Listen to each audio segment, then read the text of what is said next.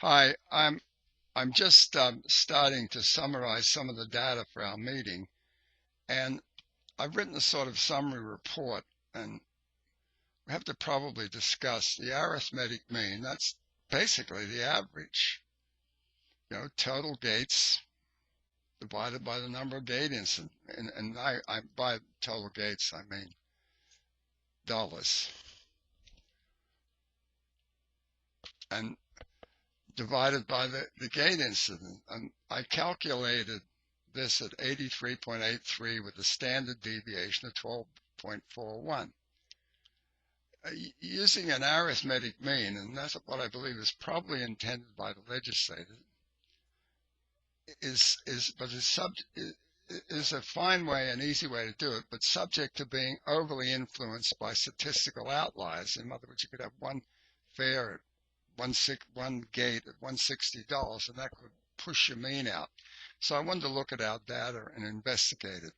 The standard deviation is a deviation from the mean if a normal bell-shaped curve is assumed, and that's what I'm looking at. How normally is our data distributed?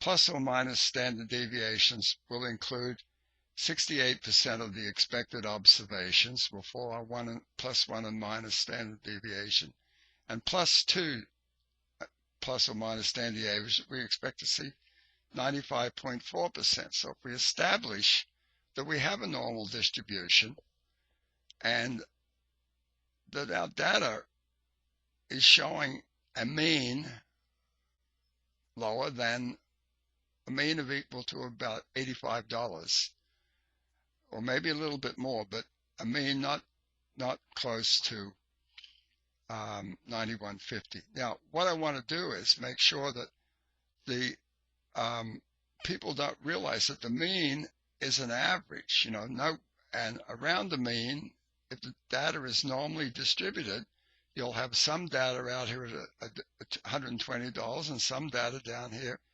at, I think the lowest is $29. So we've got, and maybe I should have cut out the statistical outliers, and we can do that after discussion. But this just shows you with normal distribution, and this is zero, but our mean would be, well, it'd be 83.83 using individuals, and if we took average weekly averages, it's about 87 plus.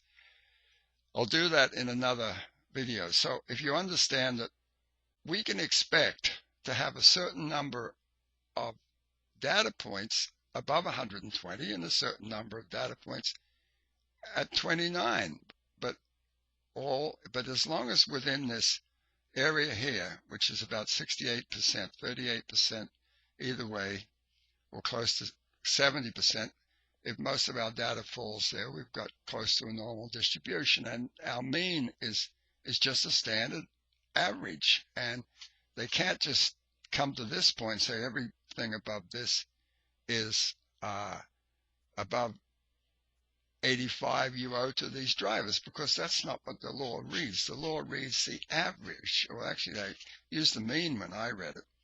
Okay, so then I started to ask myself, see if I can get this thing to move. No, I can't. Yeah, that's not moving for me. Come down here. Oh, there it goes. Now I come down here and I make some additional comment. Do we have a normal distribution? Using the computed mean overall and the derived standard deviation of YCC gate data distribution would look like the following. And below I've got I fit the data. And then I say, do we have a meaning that our average prices plus or minus scores, but these are not abnormal for the computed mean. To do this, I constructed a histogram. In other words, I took the lowest, I'll show you all these at the meeting, or I could actually do another video. I took a histogram where I took intervals from the lowest to the highest, and this is what they look like.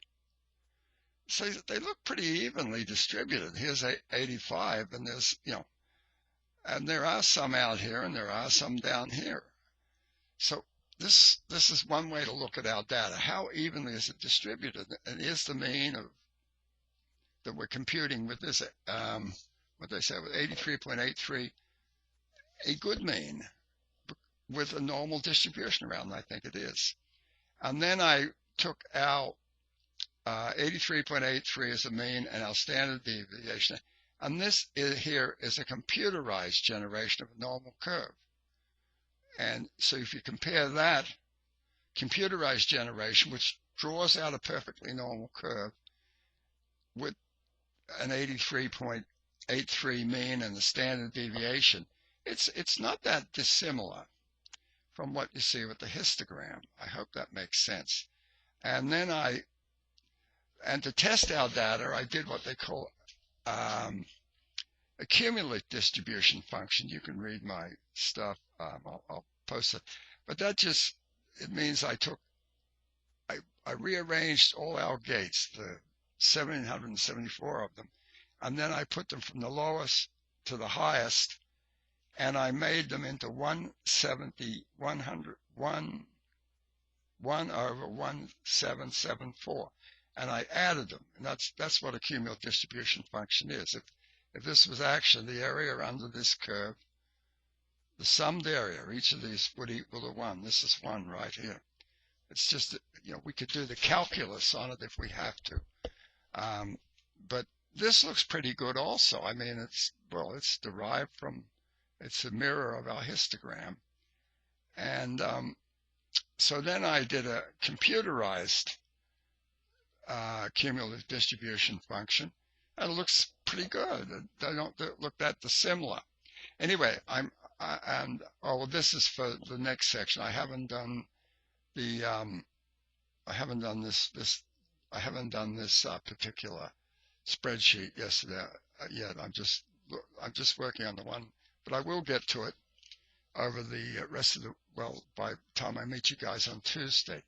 So would you take a look at this, and I'll attach the spreadsheet to this and send it to you.